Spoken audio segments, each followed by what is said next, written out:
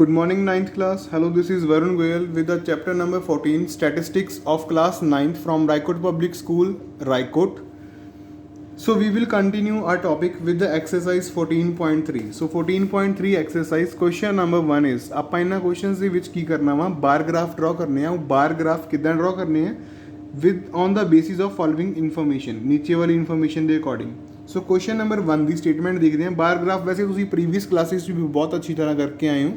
I hope so in this class you are also able to do these questions with the help of pen, pencil and scale। ठीक है, मैं ਤੁਹਾਨੂੰ ਇੱਥੇ ਕੁਝ solved question directly ਕਰਵਾਉਂਗਾ। It could not possible to draw a graph of each and every questions. It will time consuming, ਇਹ time consuming ਬਹੁਤ ਜ਼ਿਆਦਾ ਹੋ ਜਾਣਾ, ਇਸ ਲਈ ਮੈਂ ਖੁਦ ਗ੍ਰਾਫ ਡਰਾ ਨਹੀਂ ਕਰ ਰਿਹਾ। ਕਿਉਂਕਿ ਦੂਸਰਾ ਰੀਜ਼ਨ ਇਹ ਵੀ ਹੈ ਵੀ ਤੁਸੀਂ ਪ੍ਰੀਵੀਅਸ ਕਲਾਸਿਸ ਦੇ ਵਿੱਚ ਬਾਰ ਵਗੈਰਾ ਬਹੁਤ ਡਰਾ ਕਰ ਚੁੱਕੇ ਹੋ, ਗ੍ਰਾਫ ਬਾਰੇ ਬਹੁਤ ਜਾਣ ਚੁੱਕੇ ਹੋ।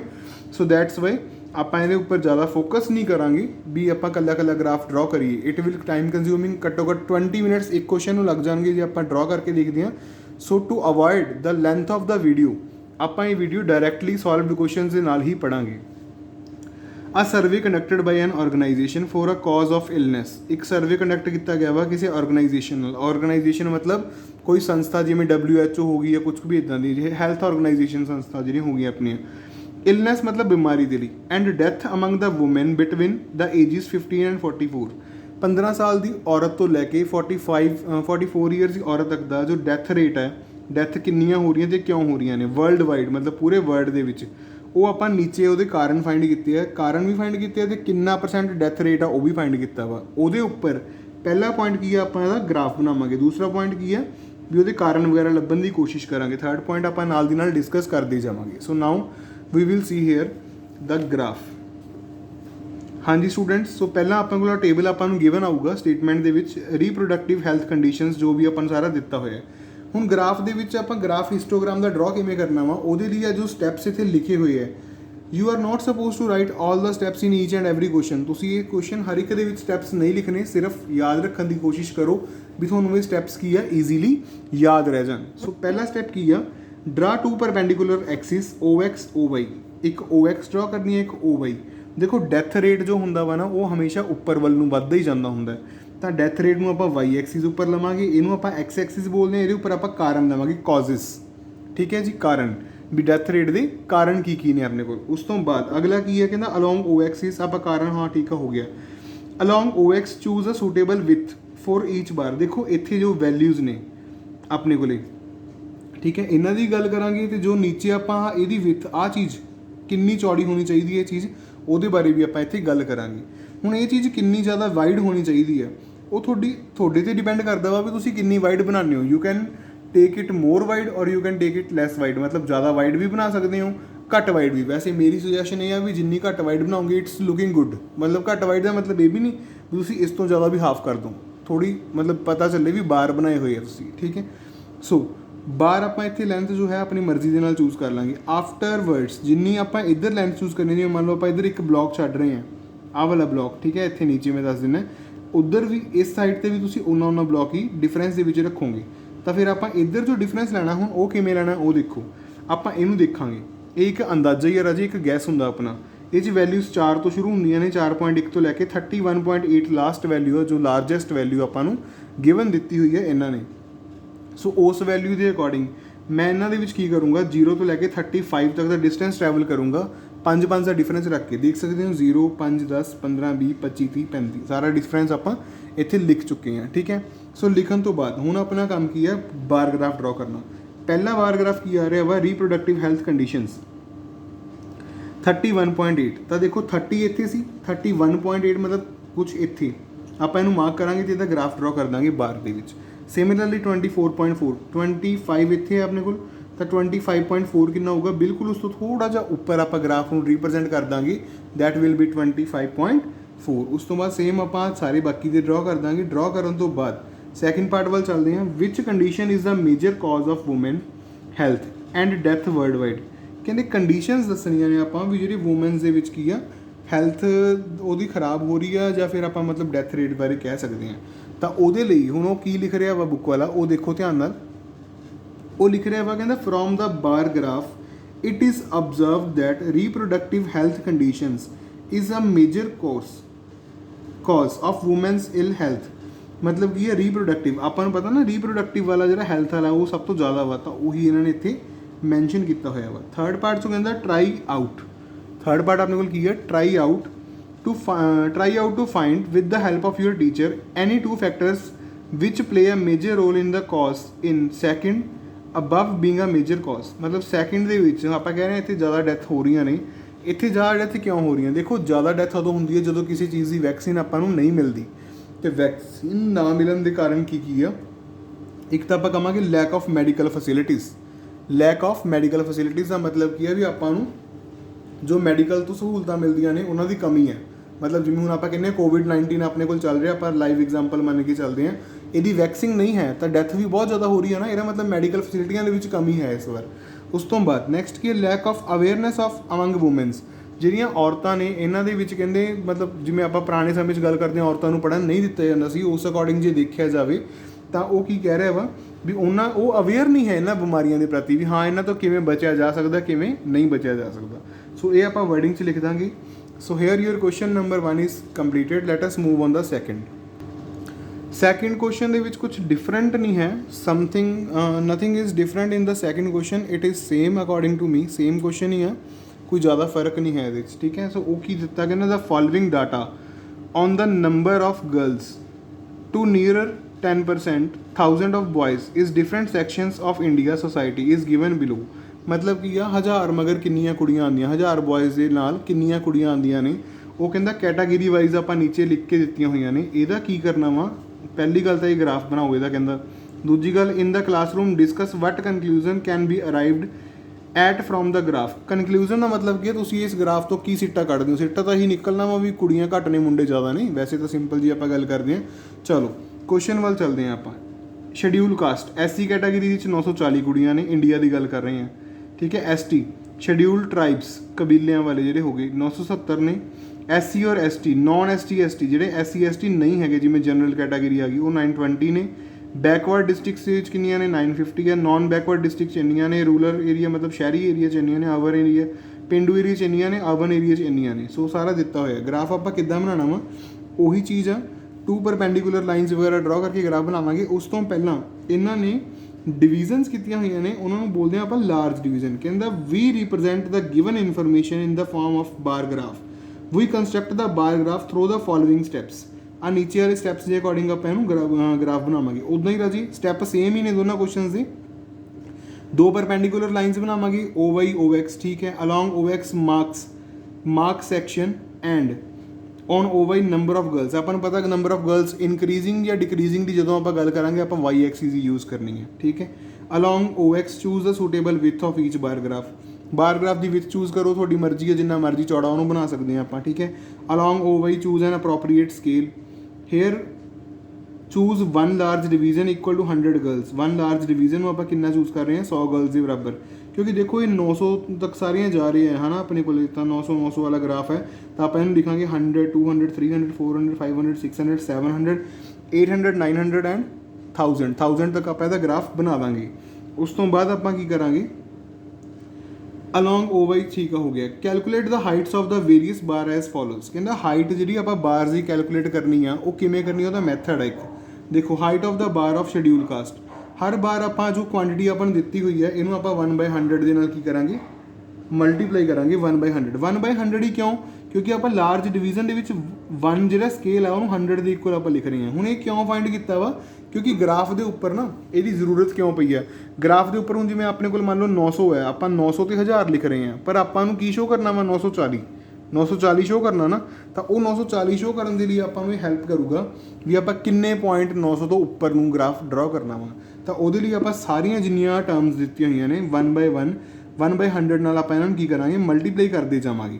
1/100 ਨਾਲ ਮਲਟੀਪਲਾਈ ਕਰਦੇ ਆਪਣੇ ਕੋਲ ਜੋ ਆਨਸਰਸ ਆਉਣਗੇ ਉਹ ਮੈਂ ਇੱਥੇ ਲਿਖਤੇ। I hope so these answers are visible to you all। ਇਹ ਆਨਸਰਸ ਤੁਹਾਨੂੰ ਸਾਰਿਆਂ ਨੂੰ ਕੀ ਹੋਣੇ ਆ, ਵਿਜ਼ੀਬਲ ਹੋਣਗੇ, ਠੀਕ ਹੈ ਜੀ। ਇਹ ਆਨਸਰਸ ਕੈਲਕੂਲੇਟ ਕਰਕੇ ਰੱਖ ਲੈਣੇ ਆ, ਇਹਨਾਂ ਦਾ ਕੋਈ ਖਾਸ ਕੰਮ ਨਹੀਂ ਹੈ, don't take tension.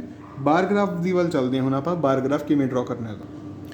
Well you can see here the graph of this question. ਤਾਂ ਹਾਈਟਸ ਆਫ ਆਪਾਂ ਬਾਰ ਗ੍ਰਾਫ ਸਾਰਿਆਂ ਦੀ ਕੱਢ ਲਈ, ਅਰਬਨ ਵਗੈਰਾ ਵਟ ਐਵਰ ਇਜ਼ ਦੇਅਰ। ਹੁਣ ਗ੍ਰਾਫ ਦੇ ਉੱਪਰ ਆਪਾਂ ਨੂੰ ਪਤਾ ਵਾ ਵੀ ਨੰਬਰ ਆਫ ਗਰਲਸ ਇਨਕਰੀਜ਼ਿੰਗ ਇੱਧਰਲੀ ਸਾਈਡ ਲਵਾਂਗੇ ਆਪਾਂ, ਅਤੇ ਸੈਕਸ਼ਨ ਆਪਾਂ ਇੱਧਰਲੀ ਸਾਈਡ। ਪਹਿਲਾ ਸੈਕਸ਼ਨ ਆ SC, ਐਸੀ 'ਚ 940 ਗਰਲਸ ਨੇ, 900 ਇੱਥੇ ਆਪਣੇ ਕੋਲ, ਤਾਂ 40 ਆਪਾਂ ਕਿਵੇਂ ਰਿਪਰੈਜ਼ੈਂਟ ਕਰਾਂਗੇ, ਉੱਪਰ ਵੱਲ ਨੂੰ ਆਪਾਂ 4 ਲਾਈਨਾਂ ਛੱਡ ਕੇ ਇੱਕ ਪੁਆਇੰਟ ਲਗਾ ਦਾਂਗੇ, ਉੱਥੇ ਆਪਣਾ 940 ਆ ਜਾਏਗਾ। 70 ਲਈ ਆਪਾਂ 7 ਲਾਈਨਸ ਛੱਡ ਕੇ ਪੁਆਇੰਟ ਲਗਾਵਾਂਗੇ, ਫਿਰ ਇੱਦਾਂ ਹੀ 20 ਵਾਲਾ ਸਾਰੇ ਆਪਾਂ ਇੱਥੇ ਪਲਾਟ ਕਰ ਲਾਂਗੇ। ਪਲਾਟ ਕਰਨ ਤੋਂ ਬਾਅਦ you have done this question, ਤੁਹਾਡਾ ਇਹ ਕੁਐਸਚਨ ਇੱਥੇ ਕੰਪਲੀਟ ਹੋ ਜਾਏਗਾ। ਸੈਕਿੰਡ ਪਾਰਟ ਦੇ ਵਿੱਚ ਉਹਨੇ ਪੁੱਛਿਆ ਸੀ, ਇਨ the classroom discuss what conclusion ਤੁਸੀਂ ਕੀ ਪਹੁੰਚੇ ਹੋ, ਗਰਲਸ ਇਨ ਈਚ ਸੈਕਸ਼ਨ ਆਰ ਲੈਸ ਦੈਨ ਬॉयज़। ਇਹ ਸੋਲੂਸ਼ਨ, ਇਹਦਾ ਕਨਕਲੂਜਨ ਕੀ ਆ, ਸਿਰਫ ਆਹੀ ਲਾਈਨ ਲਿਖਣੀ ਆ, ਜਿਹੜੀਆਂ ਗਰਲਸ ਨੇ ਹਰ ਇੱਕ ਸੈਕਸ਼ਨ ਦੇ ਵਿੱਚ ਉਹ ਕੀ ਨੇ, ਲੈਸ ਦੈਨ ਬॉयज़ ਨੇ ਗਰਲਸ, ਠੀਕ ਹੈ। ਆਫਟਰਵਰਡਸ ਰਾਜੀ ਆਪਾਂ ਚੱਲਦੇ ਹਾਂ third question, that is the easiest question from this book. Simple question ਆ, ਇਹਦਾ ਗ੍ਰਾਫ ਮੈਂ ਨਹੀਂ ਬਣਾ ਕੇ ਦਿਖਾਊਂਗਾ ਤੁਹਾਨੂੰ, I am not going to show the graph of this question, or you can simply see the graph of this question also. Simply ਦੇਖ ਸਕਦੇ ਹੋ ਆਪਾਂ ਨੂੰ ਪੋਲੀਟੀਕਲ ਪਾਰਟੀਜ਼ ਨੇ ABCDEF ਆ। ਸੀਟ 1 ਕਿੰਨੀਆਂ ਸੀਟਾਂ ਜਿੱਤੀਆਂ ਨੇ, ਤਾਂ ਆਪਾਂ ਉਹ ਸੀਟਸ ਨੂੰ 75 55 37 29 10 37 ਆਪਾਂ ਨੂੰ ਦਿੱਤੀਆਂ ਹੋਈਆਂ। ਬਾਰ ਗ੍ਰਾਫ ਡਰਾ ਕਰਨਾ ਵਾ, ਡਰਾ ਕਰ ਲਿਆ। ਉਸ ਤੋਂ ਬਾਅਦ ਉਹ ਪੁੱਛ ਰਿਹਾ ਵਾ, ਕਹਿੰਦਾ which political party won the maximum number of seats. ਪਤਾ ਹੀ ਆਪਾਂ ਨੂੰ 75 ਵਾਲਾ ਮੈਕਸਿਮਮ ਆ, ਸੋ ਪਾਰਟੀ A ਜੋ ਹੈ ਉਹਨੇ ਮੈਕਸਿਮਮ ਨੰਬਰ ਆਫ ਸੀਟਸ ਨੂੰ ਕੀ ਕੀਤਾ ਵਾ, ਵੌਨ ਕੀਤਾ ਵਾ। ਵੌਨ ਕਰਨ ਤੋਂ ਬਾਅਦ ਆਪਾਂ ਇਹਦਾ ਬਾਰ ਗ੍ਰਾਫ ਡਰਾ ਕਰ ਦਾਂਗੇ। ਪੋਲੀਟੀਕਲ ਪਾਰਟੀਜ਼ ਨੀਚੇ ਲਿਖਾਂਗੇ। ਆਪਾਂ ਨੂੰ ਪਤਾ ਸੀਟਸ ਜਿਹੜੀਆਂ ਹੁੰਦੀਆਂ ਨੇ ਵੱਧਦੀਆਂ ਜਾਂਦੀਆਂ ਹੁੰਦੀਆਂ, ਜਿਹੜਾ ਵੱਧ ਸੀਟਸ ਹਾਸਿਲ ਕਰਦਾ ਵਾ ਉਹ ਜਿੱਤ ਜਾਂਦਾ ਵਾ, ਸੋ ਆਪਾਂ ਸੀਟਸ ਨੂੰ ਅਲੋਂਗ ਵਾਈ ਐਕਸਿਸ ਲਿਖਾਂਗੇ। ਹੁਣ ਤੁਸੀਂ ਇਸ 'ਚ ਦੇਖ ਸਕਦੇ ਹੋ ਵੀ ਸਟੈਪਸ ਉਹਨਾਂ ਨੇ ਨਹੀਂ ਲਿਖੇ ਕੰਸਟਰਕਸ਼ਨ ਦੇ, ਪਹਿਲੇ 2 ਕੁਐਸਚਨਸ 'ਚ ਲਿਖੇ ਸੀ, ਸੋ ਤੁਸੀਂ ਇਹਨੂੰ ਧਿਆਨ ਨਾਲ ਫੋਲੋ ਕਰਨਾ ਹੈ ਤੇ ਸੋਲਵ ਕਰਨਾ ਹੈ। Afterwards we will move on the question number 4। Question number 4 ਦੀ ਸਟੇਟਮੈਂਟ ਦੇਖੋ। What is the statement for the question number 4? Statement is the length of 40 leaves of a plant are measured. एक plant की 40 पत्तियां की length में major किया गया वा, correct to the 1 millimetre mm तक, 1 mm तक करैक्ट किया गया वा, and obtained the data is represent as following. Data ਨੂੰ रिप्रजेंट किया गया भी किन्ने mm की लेंथ है, 3 mm 5 mm what ever. Lengths in mm, length mm च इन्ने है, तो नंबर ऑफ लीव्स किन्ने आ रहे हैं वो इत्थे लिखे हुए हैं, मतलब जिन्हों की लेंथ 118 तो 126 ਦੇ ਵਿੱਚ ਆਉਂਦੀ ਹੈ ਉਹ ਆ ਦਿੱਤੀ ਹੋਈ ਹੈ। ਇੱਦਾਂ ਹੀ ਸਾਰੇ ਆਪਾਂ ਨੂੰ ਦਿੱਤੇ ਹੋਏ ਹੈ। ਹੁਣ ਉਹ ਕੀ ਕਹਿ ਰਿਹਾ, ਕਹਿੰਦਾ draw histogram to represent the graph. ਸਭ ਤੋਂ ਪਹਿਲਾ ਕੰਮ ਕੀ ਹੈ ਆਪਣਾ, ਇਹਦਾ ਹਿਸਟੋਗ੍ਰਾਮ ਬਣਾਉਣਾ। Is there any other suitable graph to representation for the same data. ਕੀ ਕਹਿੰਦਾ, ਆਪਾਂ ਹਿਸਟੋਗ੍ਰਾਮ ਤੋਂ ਇਲਾਵਾ ਕੋਈ ਹੋਰ ਗ੍ਰਾਫ ਬਣਾ ਸਕਦੇ ਹਾਂ ਇਹਦੇ ਲਈ? ਯੈਸ ਬਣਾ ਸਕਦੇ ਹਾਂ, ਉਹ ਵੀ ਬਣਾ ਕੇ ਦਿਖਾਵਾਂਗੇ। It is correct to conclude that the maximum number of leaves is 153 mm long. ਵਾਈ ਕਹਿੰਦੇ ਵੀ ਸਭ ਤੋਂ ਹਾਈ ਕਿਉਂ ਹੈ, ਉਹ ਵੀ ਆਪਾਂ ਕੀ ਕਰਨਾ ਵਾ, ਫਾਈਂਡ ਆਊਟ ਕਰਨਾ ਹੈ, ਠੀਕ ਹੈ। ਕਹਿੰਦਾ first make a distribution of continuous that is inclusive to exclusive form as given below. Let us find the half difference between the lower limit of a class and upper limit of its preceding class। ਦੇਖੋ ਆਪਾਂ ਨੂੰ ਆਹ ਚੀਜ਼ ਦਿੱਤੀ ਹੋਈ ਹੈ ਨਾ, ਹਰ ਵਾਰ ਜੋ ਆਪਾਂ ਡਾਟਾ ਪੜ੍ਹਿਆ ਵਾ ਕੁਛ ਇੱਦਾਂ ਨੰਬਰਾਂ ਦੇ ਵਿੱਚ ਪੜ੍ਹਿਆ ਸੀ, ਬਟ ਇਸ ਵਾਰ ਆਪਾਂ ਨੂੰ ਇੰਟਰਵਲ ਦਿੱਤੇ, ਆਪਣੇ ਲਈ ਤਾਂ ਕਨਫਿਊਜ਼ਿੰਗ ਕੰਮ ਹੋ ਗਿਆ ਨਾ। ਸੋ ਇਹਨਾਂ ਇੰਟਰਵਲਸ ਨੂੰ ਕਹਿੰਦਾ ਆਪਾਂ ਇਹਨਾਂ ਦੀ ਹਾਫ ਤੇ ਵੈਲਿਊ ਫਾਈਂਡ ਕਰਾਂਗੇ। ਹਾਫ ਤੇ ਵੈਲਿਊ ਕਿਉਂ ਫਾਈਂਡ ਕਰਨੀ ਪਈ ਆਪਾਂ ਨੂੰ, ਉਹਦਾ ਰੀਜ਼ਨ ਕੀ ਆ, ਕਿਉਂਕਿ ਦੇਖੋ ਇੱਥੇ 118 ਤੋਂ 126 ਆ, ਫਿਰ 126 ਨਹੀਂ ਹੈ ਇੱਥੇ, ਕਿੰਨਾ ਵਾ ਇੱਥੇ 127 ਆ, ਤਾਂ 127 ਤੋਂ ਕਿੰਨਾ ਵਾ 135, ਫਿਰ 135 ਤੋਂ ਸ਼ੁਰੂ ਹੋਣਾ ਚਾਹੀਦਾ ਸੀ, 136 ਤੋਂ ਸ਼ੁਰੂ ਹੋ ਰਿਹਾ। ਮਤਲਬ ਕੀ ਹੈ, ਡਿਫਰੈਂਸ ਪ੍ਰੋਪਰ ਨਹੀਂ ਹੈ। ਇਹ ਡਿਫਰੈਂਸ ਨੂੰ ਪ੍ਰੋਪਰ ਕਰਨ ਦੇ ਲਈ ਆਪਾਂ ਕੀ ਕੀਤਾ, ਆਪਾਂ ਇਹਨਾਂ ਦੇ ਵਿੱਚੋਂ ਕੋਈ ਵੀ 2 ਵੈਲਿਊਜ਼, ਦੇਖੋ ਆਪਾਂ ਨੂੰ ਪਤਾ ਹੈ ਇਹਨਾਂ ਦੋਨਾਂ ਵੈਲਿਊਜ਼ ਦੇ ਵਿੱਚ 126 ਤੇ 127 ਇਹ ਦੋਨੋਂ ਸੇਮ ਨਹੀਂ ਨਾ ਆ ਰਹੀਆਂ, ਤਾਂ ਇਹਨਾਂ ਦੋਨਾਂ ਨੂੰ ਆਪਾਂ ਕੀ ਕਰਾਂਗੇ, ਮਾਈਨਸ ਕਰਕੇ ਇਹਨੂੰ 1/2 ਨਾਲ ਡਿਵਾਈਡ ਕਰਾਂਗੇ। ਆਪਣੇ ਕੋਲ ਆ ਗਿਆ 0.5। 0.5 ਇੱਥੇ ਆਪਣੇ ਕੋਲ ਆ ਚੁੱਕਿਆ ਵਾ। ਤਾਂ ਹੁਣ ਇਸ ਤੋਂ ਬਾਅਦ ਜਦੋਂ ਇਹ 0.5 ਆ ਗਿਆ, ਤਾਂ ਹੁਣ ਆਪਾਂ ਇਹਨੂੰ ਚੇਂਜ ਕਿੱਦਾਂ ਕਰਨਾ ਉਹ ਦੇਖੋ।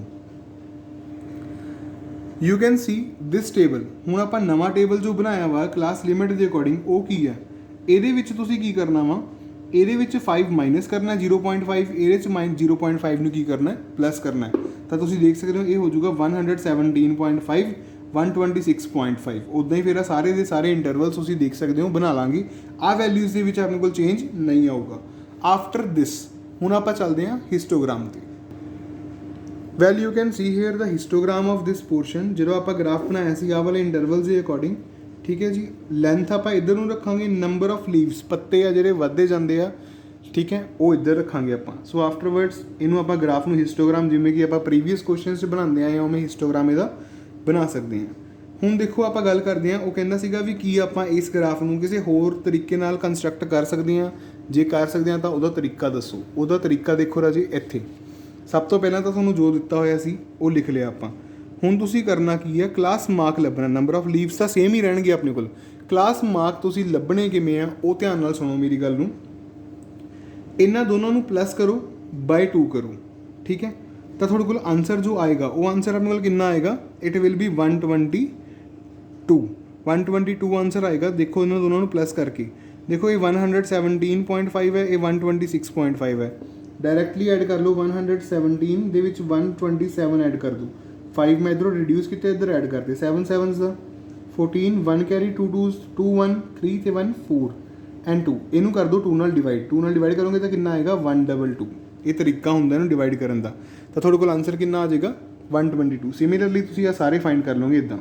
ਫਾਈਂਡ ਕਰਨ ਤੋਂ ਬਾਅਦ ਹੁਣ ਤੁਸੀਂ ਆਹ ਚੀਜ਼ ਨੂੰ ਗ੍ਰਾਫ ਦੇ ਉੱਪਰ ਕੀ ਕਰਨਾ ਹੈ, ਪਲਾਟ ਕਰਨਾ। So let us see the graph of this question hair.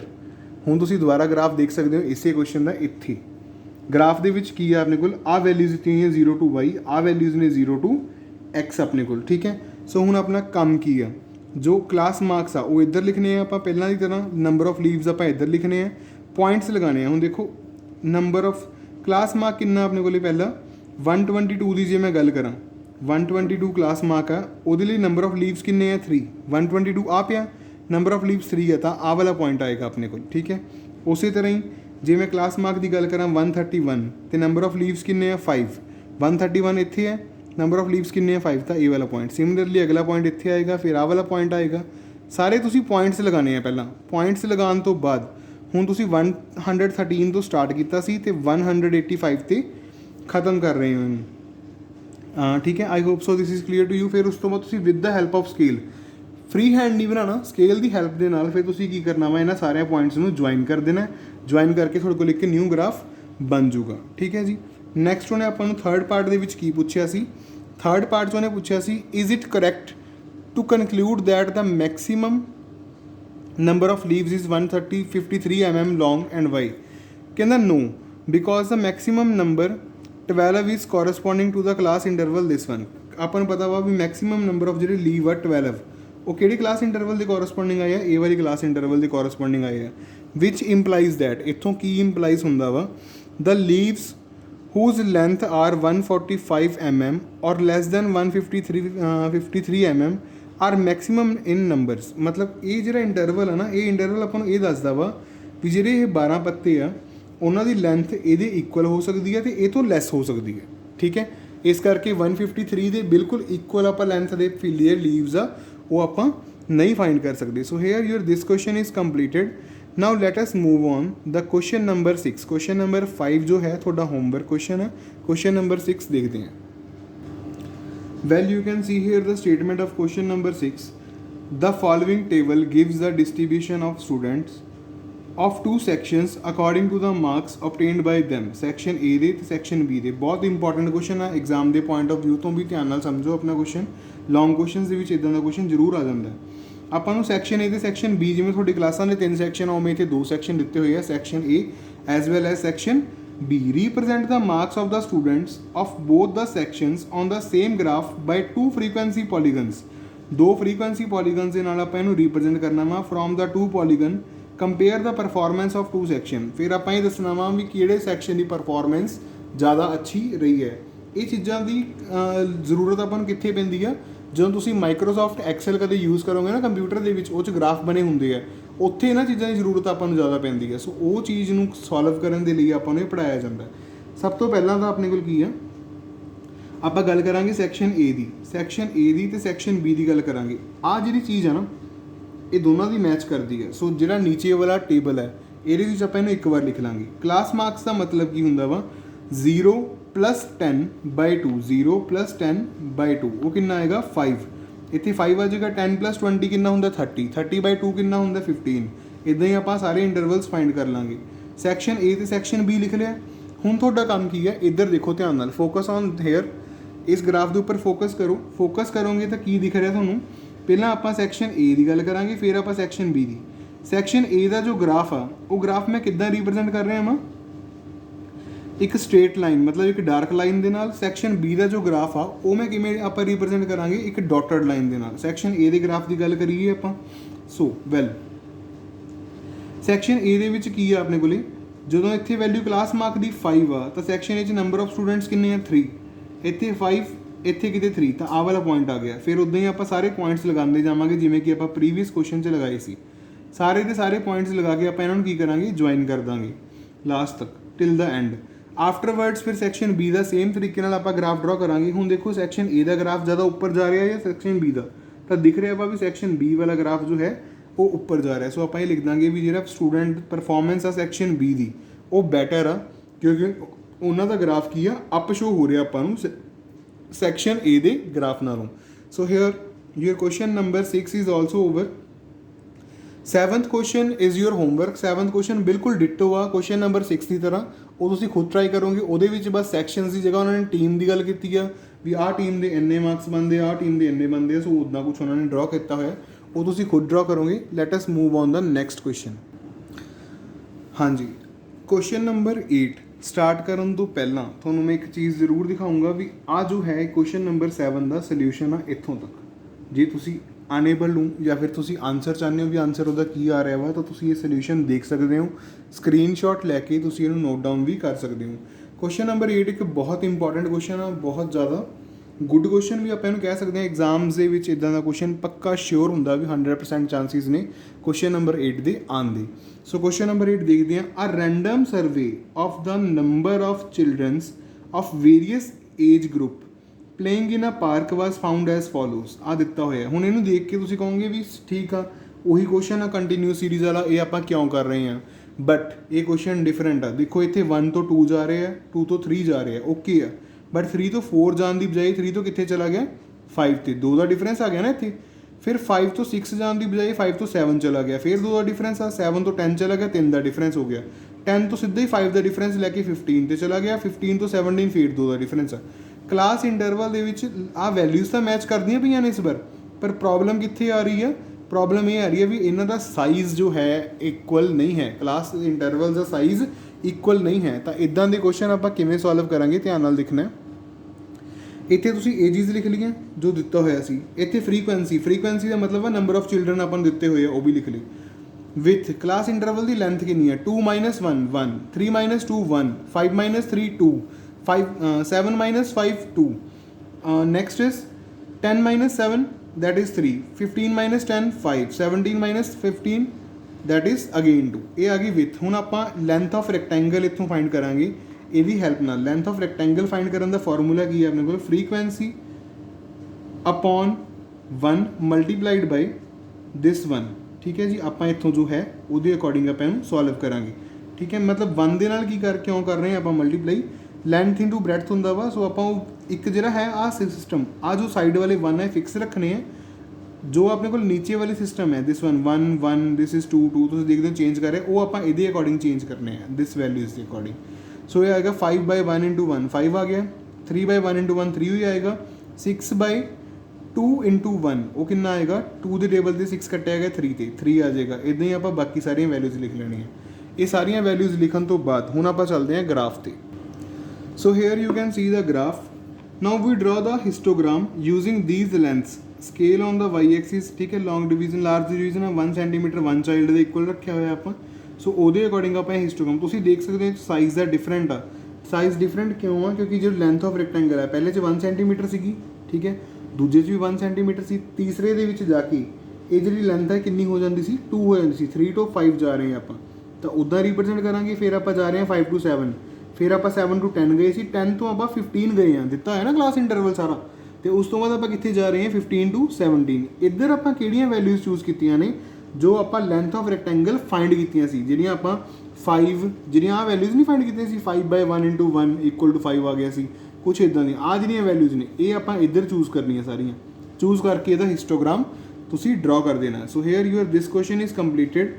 Next ਜੋ ਕੁਐਸਚਨ ਤੁਹਾਨੂੰ ਇਹ ਵਾਲਾ ਦਿੱਤਾ ਹੋਇਆ ਸੇਮ ਹੀ ਇਹ ਚੀਜ਼ ਹੈ, 1 ਤੋਂ 4 ਆ, 4 ਤੋਂ 6 ਕਲਾਸ ਇੰਟਰਵਲਸ ਜੋ ਹੈਗੇ ਨੇ ਤੁਸੀਂ ਦੇਖ ਸਕਦੇ ਹੋ ਵੀ ਇਹ ਸੇਮ ਆਪਾਂ ਨੂੰ ਨਹੀਂ ਮਿਲ ਰਹੇ ਇਸ ਕੁਐਸਚਨ 'ਚ। ਜੇ ਸੇਮ ਨਹੀਂ ਮਿਲ ਰਹੇ ਤਾਂ ਇਟ ਮੀਨਸ ਤੁਹਾਨੂੰ ਇਹ ਕੁਐਸਚਨ ਵੀ ਕੀ ਆ ਉਸੇ ਤਰੀਕੇ ਨਾਲ ਹੀ ਕਰਨਾ ਪਏਗਾ ਜਿੱਦਾਂ ਕਿ ਆਪਾਂ ਅੱਗੇ ਕੀਤਾ ਸੀ। So here students your this chapter is completed according to the CBSE deducted syllabus. CBSE ਦੇ ਡਿਡਕਟਡ ਸਿਲੇਬਸ ਦੇ ਅਕੋਰਡਿੰਗ ਤੁਹਾਡਾ ਇਹ ਚੈਪਟਰ ਇੱਥੇ ਹੀ ਆ ਲਾਸਟ ਕੁਐਸਚਨ ਦੇ ਖਤਮ ਹੋ ਜਾਏਗਾ। ਨੈਕਸਟ ਚੈਪਟਰ ਆਪਾਂ ਕਰਾਂਗੇ ਨੈਕਸਟ ਮੰਡੇ ਦੀ ਵੀਡੀਓ ਦੇ ਵਿੱਚ। For the timing I know this chapter is too long for all of you, ਤੁਹਾਨੂੰ 1 ਵੀਕ ਲੱਗ ਜਾਏਗਾ ਇਹਦੇ ਸਾਰੇ ਕੁਐਸਚਨਸ ਕਰਨ ਲਈ। सो मैं नेक्स्ट वीडियो नहीं हाले पोस्ट करांगा. Next video is on next Monday. Till the next Monday complete this topic in a good manners. If you are having any problem, you can follow my Instagram account way to Varun, or you can comment on the YouTube channel also. Thank you and have a wonderful day, guys.